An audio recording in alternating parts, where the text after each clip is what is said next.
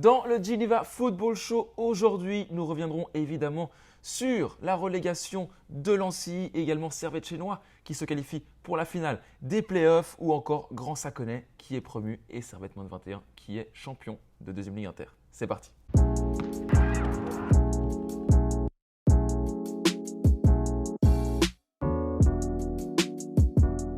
Bonjour à toutes, bonjour à tous. Salut Giacomo. Salut toi. On se retrouve pour un nouveau Geneva Football Show à 9 jours seulement des Proxy d'Or. On a déjà annoncé 8, il en reste 2 et les votes ouvrent jeudi. Ça se rapproche, voilà, les votes ouvrent jeudi. Dernier nominé annoncé mercredi, les votes ouvrent jeudi. Donc soyez actifs pour voter pour vos préférés. On vous expliquera bien sûr à nouveau comment ça fonctionnera pour les votes. Mais voilà, ça se rapproche, on est à J-9 et on a hâte d'y être. Ouais, on peut dire un mot peut-être de mercredi à dimanche, du coup de jeudi à dimanche, pardon, les votes seront ouverts. Il faudra juste envoyer un DM avec les 3 nominés que la personne préfère. On fera dans l'ordre, 3 points, 2 points, 1 point. Exactement. Et voilà. Un podium quoi. Un Exactement. podium des 3 nominés sur les 10 possibles. Et ensuite, on s'occupera de compter. En suivant le compte Instagram, évidemment, de Proxy Foot pour que le vote soit validé. Et voilà, tu as tout dit. Et après, dimanche soir, on fera un calcul des votes. Et le mercredi, on aura notre Proxy d'Or masculin avec tous les autres, les autres catégories de cette cérémonie qui sera diffusée en live, hein, on le rappelle, mercredi prochain, 20h, notez bien. Évidemment, on vous le rappellera encore lundi prochain. Mais pour les Proxy d'Or, en tout cas, c'est tout bientôt et on se réjouit. On va passer tout de suite au top 3 du week-end. C'est parti.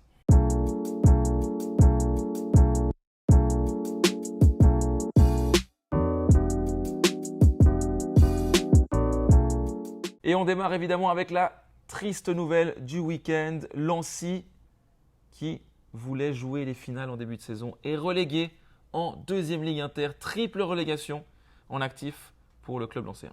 C'est incroyable, voilà. Maintenant, c'est officiel. Triple relégation, mais surtout la première équipe qui descend en deuxième ligue inter, c'était inimaginable. Il fallait un miracle. Hein. Samedi contre Mérin, ils devaient battre Mérin et espérer des autres résultats positifs sur les autres terrains. Ils n'ont même pas battu Mérin un partout, donc c'était impossible comme ça. Et voilà, 2022 catastrophique pour la première équipe de Lancy et maintenant ils ramassent les pots cassés. Ouais, aucune victoire hein, cette année pour Lancy. Même en cas de victoire, Lancy aurait été relégué. La Sarah s'est imposée, Martigny s'est imposé. C'est Tim Vaux hein, qui rejoindra, on reviendra après sur ce match à Chénois. C'est Tim Vaux qui rejoint Lancy en deuxième ligue inter. Mais là, gros coup dur hein, pour Lancy qui a changé d'entraîneur en cours de route. Ensuite, Bouganem a repris le flambeau, mais rien n'a changé. Pas de victoire. La dynamique, ils n'ont pas réussi à l'inverser. Et là, ils terminent sur un match nul contre Mérin partout. Énorme coup dur.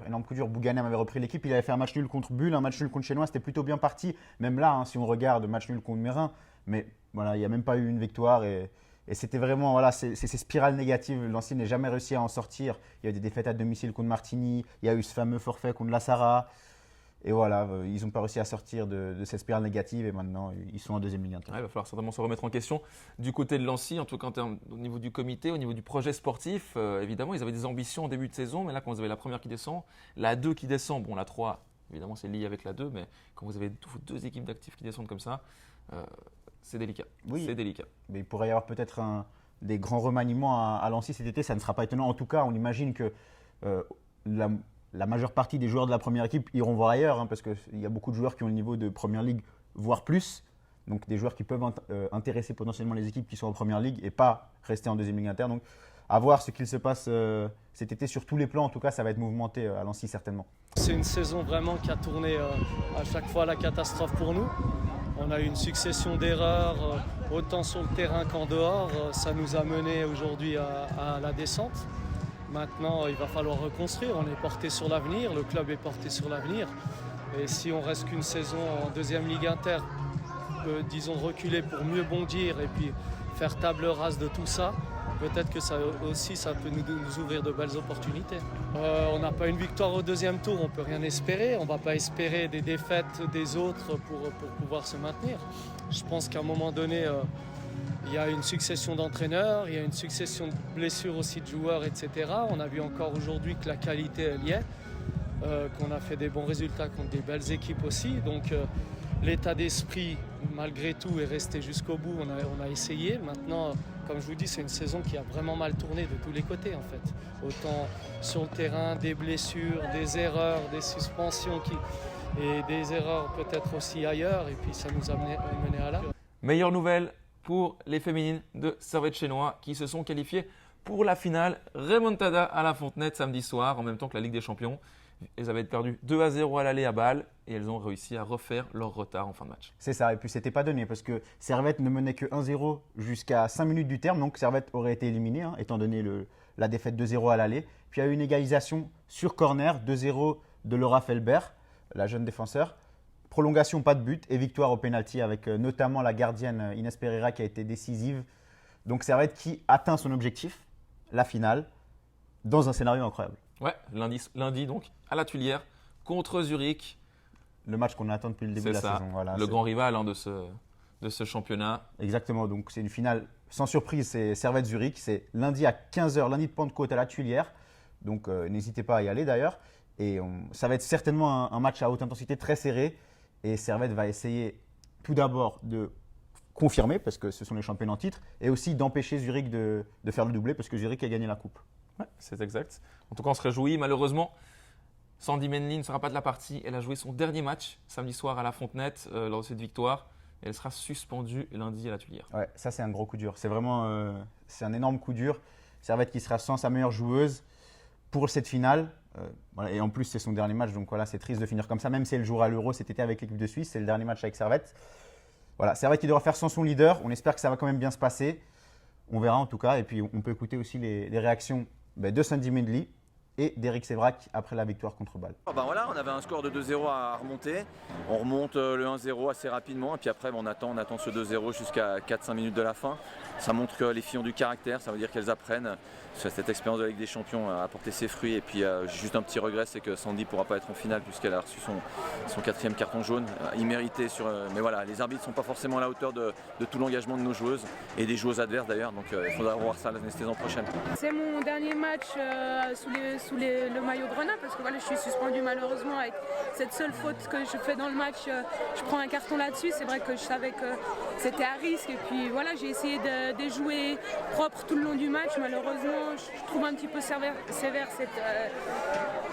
ce carton jaune, mais voilà, je sais que les filles vont faire le taf lundi prochain pour ramener la coupe à la maison. Vous l'avez donc noté, lundi 15h à la Tuilière pour cette grande finale entre Servette Chénois féminin et Zurich. 3e point fort, on va repasser la deuxième Ligue Inter en long, en large et en travers. On va commencer avec le haut. Servette moins 21 est champion. Superbe deuxième tour des hommes de Bruno Pascal et Grand Saconnet est lui promu en première ligue.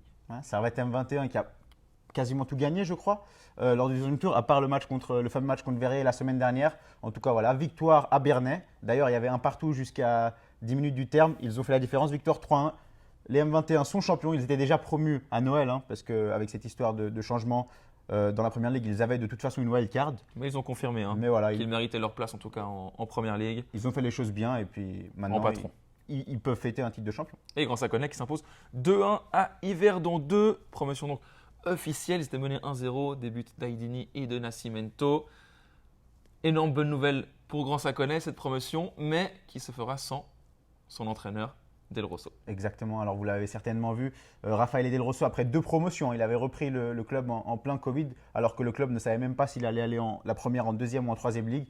Il a aussi 2 montées consécutives, mais malheureusement, il ne pourra pas continuer en première ligue, bien qu'il soit titulaire d'un diplôme A, à cause du travail, à cause de la famille. Malheureusement, ça lui demande trop, puisque ce n'est pas encore son métier d'entraîner. Donc, il cédera sa place à un nouveau candidat, on ne sait pas encore qui c'est, mais Del Rosso donc, qui ira dans un climat qui en demande moins, donc en deuxième ligue à Perly. C'est ça, donc Grand Saconnet qui va remplacer Lancy, c'est assez fou, quand vous pensez Lancy, le plus grand club de Suisse qui descend, ouais. Grand Saconnet qui les remplace, en tout cas une très bonne nouvelle pour Grand Saconnet qu'on n'imaginait évidemment pas à Paris Fête il y a 2-3 ans, voilà c'est fait, gros travail de Del Rosso, on verra l'année prochaine, donc on a hâte de voir ce que ça va donner, on se réjouissait d'avoir beaucoup de jeunes voix en première ligue qui pouvaient peut-être jouer la montée aussi plus facilement du coup ensuite en Promotion League, vu qu'on a Coca Rouge.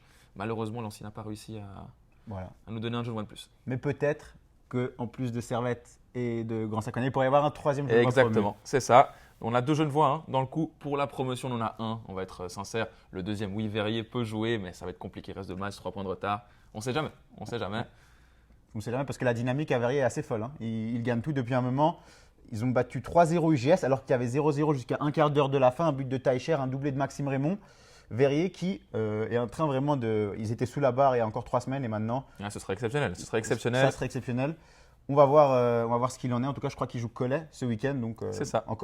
Ils n'avaient que des derbys genevois pour finir d'ailleurs. Donc, on va voir si Verrier continue comme ça. Peut-être que sur le finish, il pourrait terminer sur le podium. Mais il devrait profiter quand même des mauvais résultats de Cestalien, d'Amical Saint-Pré, de Concordia Lausanne. Ça paraît quand même plus compliqué. Parce qu'en ce moment, sur le podium, c'est Saint-Pré, le 3e promu. Mais le candidat majeur genevois, c'est CS. C'est Cestalien, exactement, qui a 1 point seulement de Saint-Pré, qui s'est imposé logiquement 3-1 contre la Lanterne Rouge.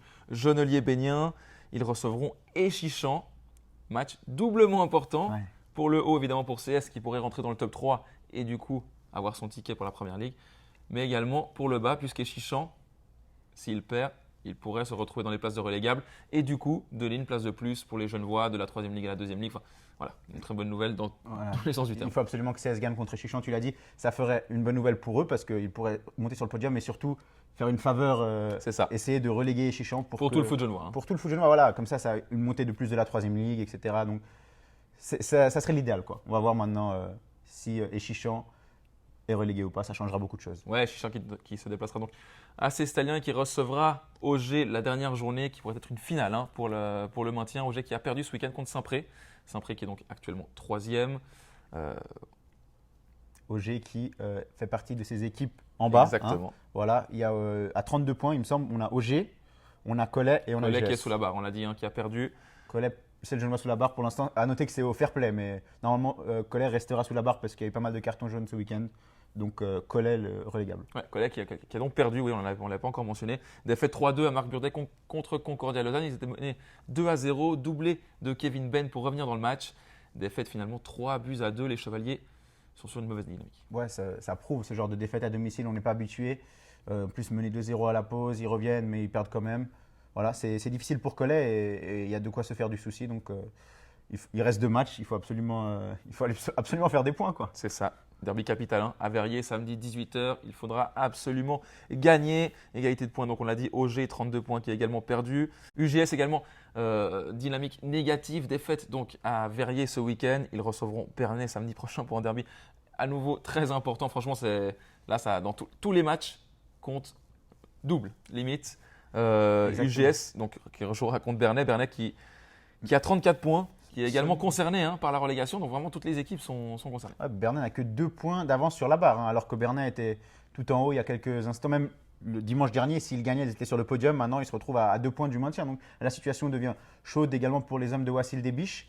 Et ce match contre UGS, il est aussi d'une très haute importance. Ouais, et tout le monde jouera à 18h. Hein, samedi, sauf Azzurri Verdon, mais qui ne compte pas.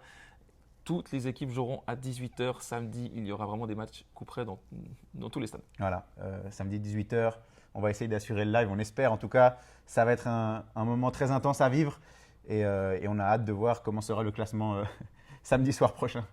Et tu l'as dit, il faudra faire attention au point fair play. Pour l'instant, c'est Collet hein, qui est dessous par rapport à ça. Donc toutes les équipes devront faire attention à ne pas prendre trop de cartons sur ces 2 dernières journées. Ouais. Parce que c'est là que l'intensité, on connaît, hein, ça va être très très chaud. Exactement. Dans le même temps, il faut gagner. C'est des matchs très combattus, mais il faut aussi penser à ne pas prendre de sanctions. Donc, à noter que c'est mercredi hein, que les points fair play sont mis à jour. Donc, pour l'instant, on vous mettra le classement. Ce sera les points pas encore mis à jour. Donc, samedi, 18h, 6 matchs à Genève de Deuxième Ligue Inter. Verrier-Collet, UGS Bernay, Servette moins de 21 Amical Saint-Pré, Auger Genelier-Bénien, Cestalien Échichan et Grand Saconnet Concordia Lausanne. Les 6 matchs ont de l'importance parce que même si Servette moins de 21 et Grand Saconnet sont déjà promus, Concordia peut encore monter et Amical Saint-Pré peut également encore monter. Donc voilà. Ouais, il faut absolument que Servette et Grand Saconnet continuent de jouer le jeu. Hein, exactement. Parce que autrement, ça ne ferait pas des faveurs aux Genevois. Et on passe tout de suite au pêle-mêle du week-end.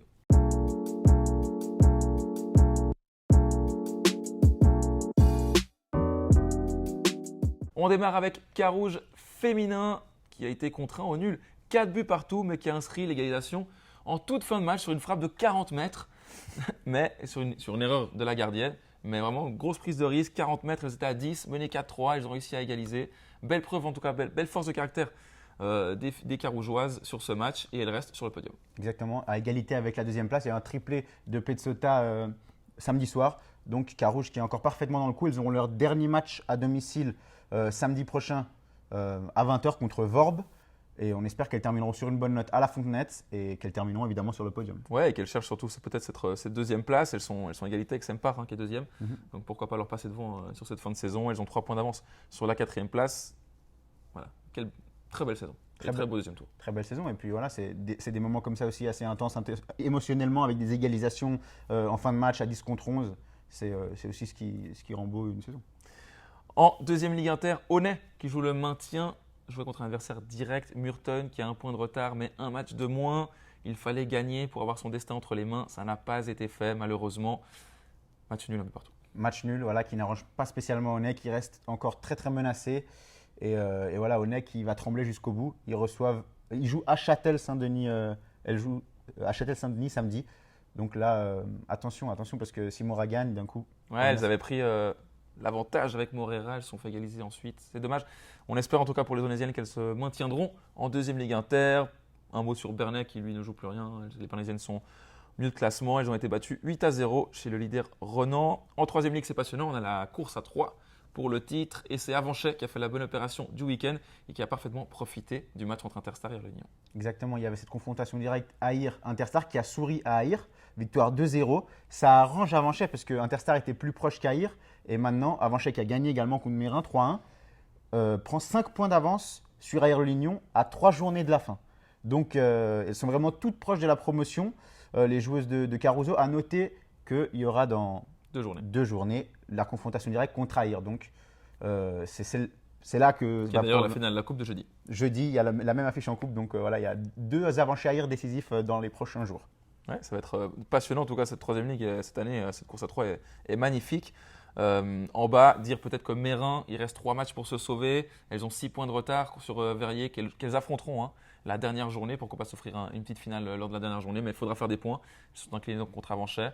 Et elles ont donc 6 points de retard sur le premier non relégable. Et elles tomberaient donc en 4e ligue. En 4e ligue, c'est Champel qui est déjà promu, qui lui a gagné 8-0 ce week-end contre Laconais pour être complet. On peut passer à la Promotion League. Il reste encore un seul match en Promotion League. Il y avait l'avant-dernière journée ce week-end. Et Carouge jouait son dernier match à la Fontenette. Défaite 3-0 contre Zurich 2. Ouais, assez triste défaite. Voilà, sans marquer. C'était notamment le dernier match de Marco Delay en tant que footballeur. Marco Delay qui prend sa retraite après une très très belle carrière.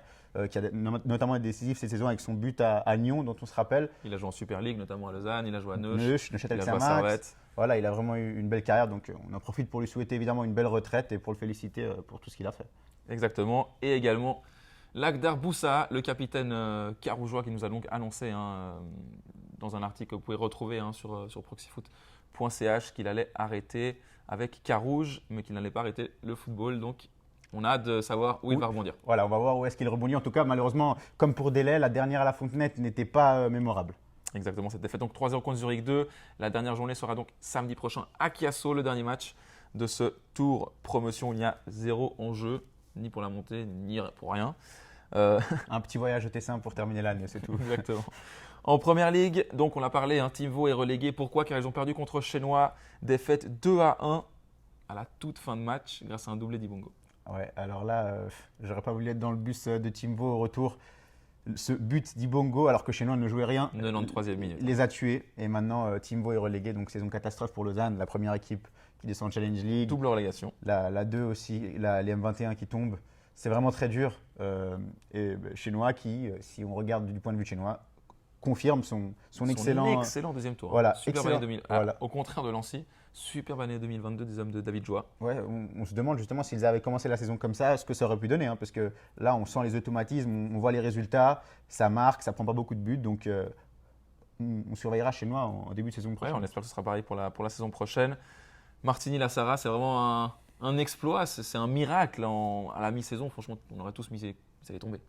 Ouais, les deux se maintiennent. Ouais, les deux qui se sauvent, c'est incroyable. Notamment Martigny, chaque année, ils ont 6 points de retard près de la fin et puis ils réussissent tout le temps à sauver les Valaisans. Le pire, c'est qu'ils avaient je pense qu'il y a une journée, ils avaient peut-être 8 points de retard et ils avaient pris genre 8 ou 9-0 à la maison.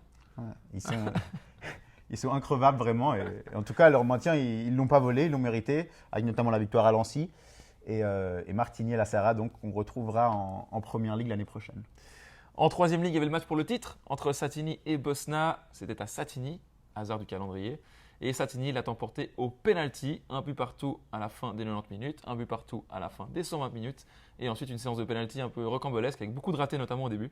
Et c'est finalement Satigny qui a eu le dernier mot. Voilà, Satigny qui s'est imposé à la mort subite. Bosna qui a pris l'avantage sur penalty. Égalisation sur coup franc de Satigny. Et au final, ce sont les Satignotes qui ont soulevé la coupe. Donc, un titre évidemment honorifique, hein, les deux équipes montent, qui vaut entre guillemets pour du beurre, mais ça reste quand même un trophée. Ça reste Bosna qui a eu la balle de match sur penalty. Bosna qui a eu la balle de match, Ouais. absolument.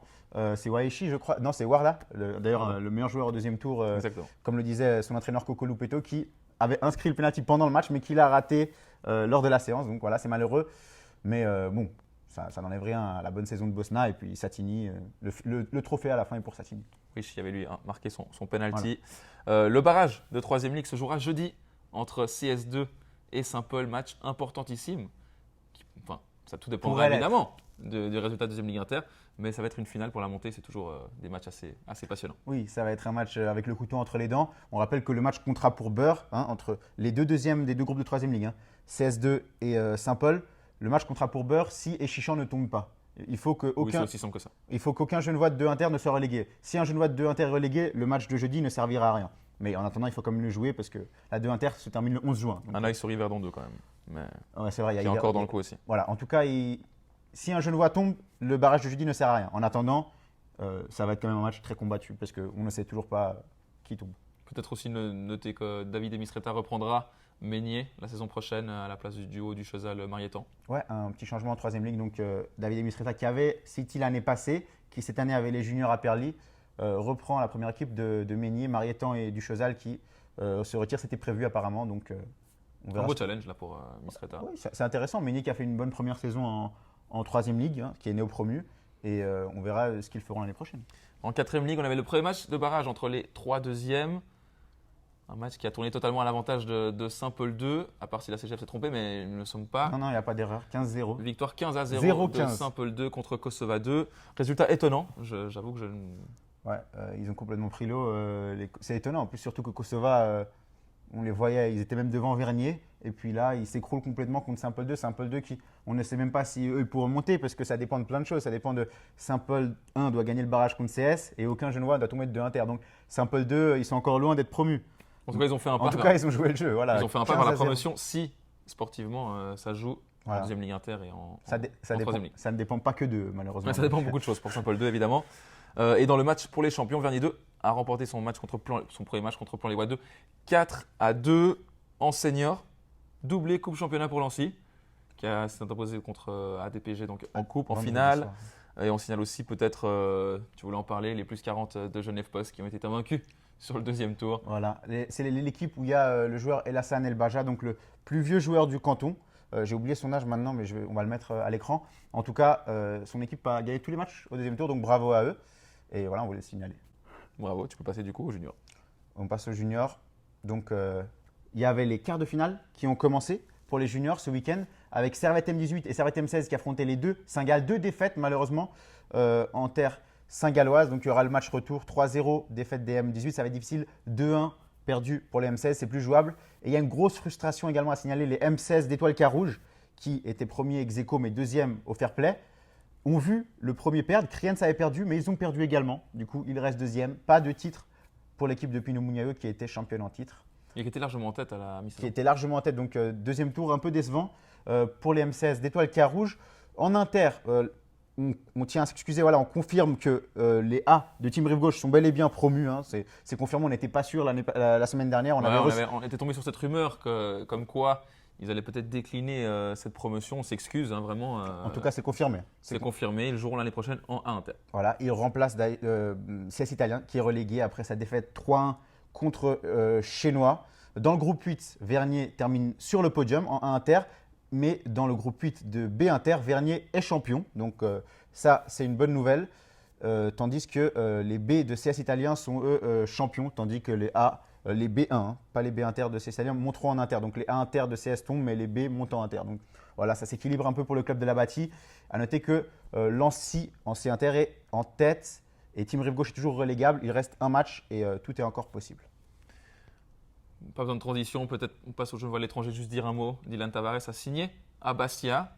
Très bon transfert, un club plein de ferveur. Là, franchement, il va connaître un bon championnat en Ligue 2. Exactement, il nous disait après la CAN que cette compétition l'avait fait réaliser qu'il pouvait toucher un peu plus haut. En l'occurrence, la Ligue 2, c'est plus haut que la deuxième division suisse, que la Challenge League. Donc, on espère qu'il va réussir à s'épanouir dans cette toute nouvelle aventure. Ouais, il jouera notamment contre Annecy. On pourra aller le voir à Annecy, là, nos voisins.